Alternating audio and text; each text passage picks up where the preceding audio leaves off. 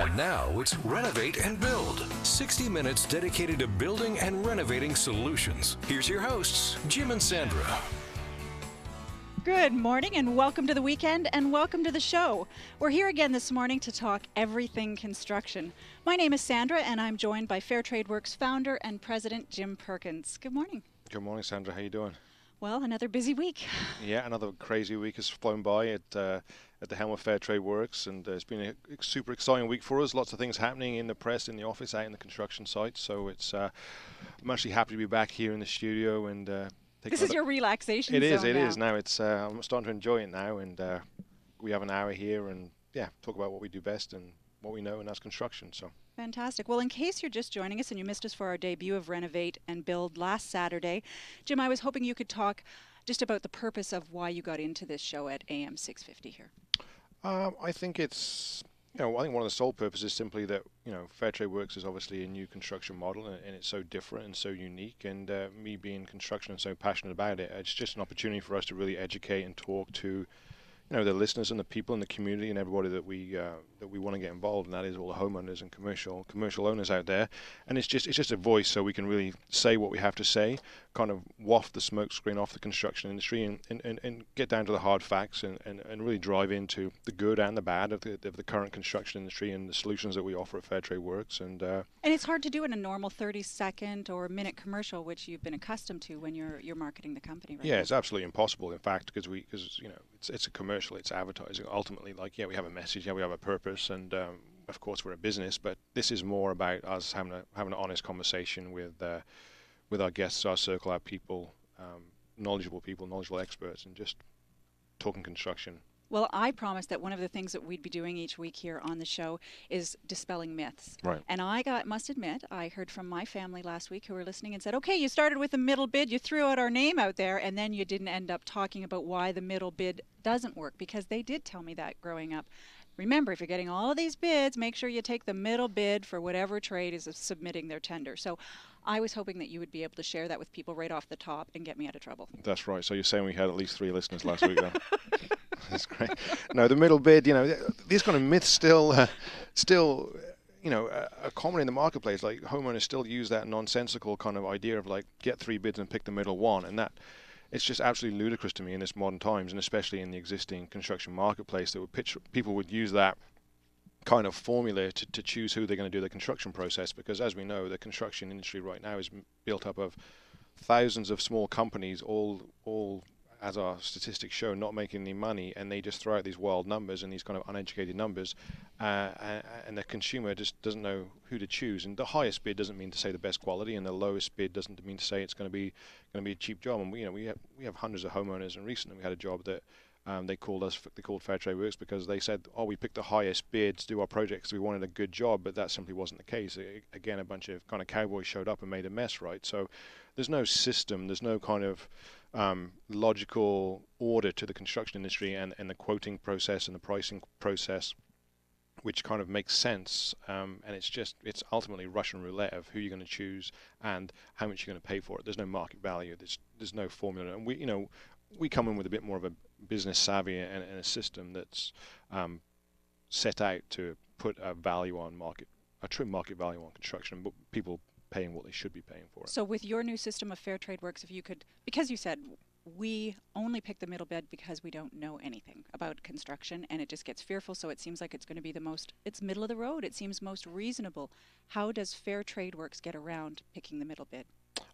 Well, we use a bit more of it's 2014, and we know analytics, we know algorithms, we know math, so we each one of our projects are put out to tender to our huge pool of contracts and trades who are heavily screened to work on our platform. We have almost 500 companies involved now, and the average general contractor or trade will just ask his buddy's electrician, plumber, and they pull all those prices together, slap 20% on top, and that's their price point, right? But we put it out to a much more heavier system in trying to create a mean of construction and create an even playing field and an even platform to start producing numbers that are current in the marketplace. Sure, economies change, prices of materials fluctuate up and down, but they shouldn't be radically different. And again, we're trying to create a true value of construction. And I find it very interesting in even such a small marketplace like Greater Vancouver, where we all dip from the same labor pool, we all dip from the same material suppliers. So why is one price $20,000? Why is one price $40,000? It's simply because the people presenting these prices to the homeowner don't know the numbers themselves, and they're just throwing out wild numbers and hoping they're going to get the job. Or they'll do one job that's exactly the same as the next one, and the first one they're not that busy, so they'll lowball it to get the job. And then the next one they're super busy, so they'll just throw a crazy high price at it and hope they get it. And the homeowner has just succumbed to this ultimately madness. I don't know one other industry that this kind of system kind of is allowed to happen in, and that's why I'm so passionate about creating a new construction environment, which is the Fair Trade Work system, and creating like an ecosystem that consumers can feel comfortable in working with us and coming forward and knowing that they're going to be protected and paying the right prices and offering huge successes to their projects rather than these kind of disasters. And that's why I love my job, not only because there is passion every day in it, but also because I get to learn so much. And I'm learning it right along with you, for all of our listeners who are here, to be educated throughout the next hour. In fact, we're going to have some experts come in talking to us about the science of hardwood. Aaron and Jeanette from Cypress Hardwood Flooring are going to be joining us in a few minutes to share their knowledge. And our product face-off this week with Meg and Gary will highlight the latest in garage doors, believe it or not. If you're sick of the noise of the chain and the space that these doors take up, be sure to be listening, as Product Face-Off will feature the latest in door solutions. And we're going to be heading east to Ontario, to be exact, to speak with the Executive Director of BuildForce Canada. Her name is Rosemary Sparks. We're going to be speaking with her about construction employee shortages in the province of British Columbia. We're going to be facing a great deal of shortages over the next decade. That's right. But first, let's see what's happening in our local neighbourhood. Each week on Renovate and Build, we talk to our residents about what's happening in their communities in and around the Greater Vancouver area. And joining us today for Neighborhood News is Falls Creek resident and Extafurs salon owner and my stylist, Chris Sullivan. Thank you for joining us this morning, Chris. Thank you. I guess the best question to start here today is, how long have you lived in Falls Creek, and why did you choose this as your community to live in? I've been living in Falls Creek for probably 15 years now. And my main motivation was if you ever see any kind of photograph of Vancouver, like you've seen many with the Olympic Games that were here, that's exactly where I live, is that photograph of Vancouver. And I remember walking around the area with that, God, wouldn't it be lovely to live here? Right. And then now I walk around that area with, oh my God, I do live here. That's right. You know? It is true. It's idyllic walking along the seawall. And like you said, you just have that perfect view of life in Vancouver and what it really epitomizes. Yeah, and Chris, we were just chatting earlier, and you made a great point that, you can ultimately sit on your balcony, you said, and kind of have a glass of wine at the end of the busy day at your salon there, and you can kind of touch and feel downtown and kind of feel that vibe, yet you're on the other side of the water, which is even better. You have that water separation, so it really, of course people know Falls Creek, but when you get down there and kind of appreciate it, it's just a gorgeous spot, right? It's absolutely beautiful, and for lots of reasons, it's very quiet. Yes. Surprisingly. Surprisingly, it is. You know, it almost feels like you live underneath the nose of the city. Right. You're so close that the rest of the city doesn't notice you around. Yeah. And on one side of us, we have the old railroad track that's not used anymore, and the other side is the water. Yeah. And also a lovely spot for people with dogs. Because just down a little farther, Charles Park, I think it is a dog-friendly park. So you can have your dogs off leash. And lovely to be able to just walk outside of your house onto the seawall and walk your companion dog with you. That's right. I know it's tough parking down there, but that's great because there's literally no traffic down there. So it really has this kind of little village, this kind of almost like little fishing village setting. So it's cool. So I have a question, Chris. So I know you're pretty current because you've lived down there for so long.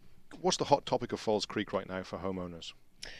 I think probably the most sensitive topic down there is the lease arrangement with the city of Vancouver. Okay.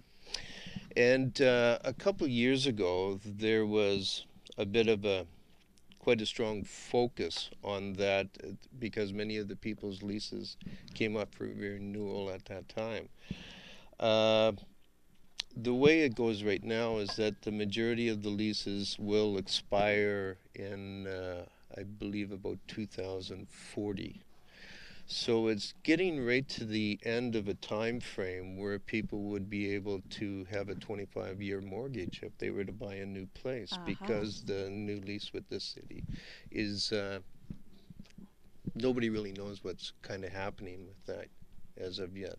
So are there groups forming to deal with this? Like, how are you going to get information as a homeowner? There are a pretty educated coalition of individuals that rallied together when a lot of the leases came up for renewal just over the last couple of years. But still, it seems to be a great mystery on what's happening on that subject. So is it affecting home prices? I guess that's what really impacts you.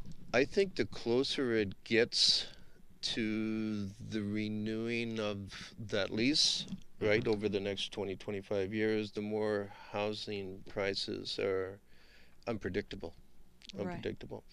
And, that's probably the main topic down there, that the majority of people that live in that area would just like to know one way or the other what's about to happen. What's the worst case scenario? I think the worst case scenario is that the city wouldn't renew the leases. And I think one of the topics in which the city itself would be looking at is trying to increase the population base in that area, so there would be an increase in taxes and such. Much the same as the increase in the population of what happened with the Olympic Village area. Right? Yeah. That is a really densely populated area right now. Yeah, it's prime land, that's for sure. Yeah, but the thing that also is very nice about the end of Granville Island, that's more, or False Creek towards Granville Island, is that there's a great deal of green space there. Right. So the thing of just taking those older buildings out and just making it concrete high-rises would be a little tragic, I think. Yeah. It sure would be. Yeah. Well, good luck with finding out and hopefully keeping us abreast too here, Chris, on the show, because I know before you came on, we had never heard of this. So this is really enlightening to people that are outside of the False Creek home ownership realm. Yeah. It's definitely something we'll be following. And Chris, like you said, you've lived there for 15 years, did you say? Yes. 15 years, so obviously you've seen a fair bit of change. Quickly tell me one good thing and one bad thing that you've seen in the change. I think a very good thing that is has fantastic potential right now is the amount of retail and lease space that will become available when the Emily Carr Art University relocates.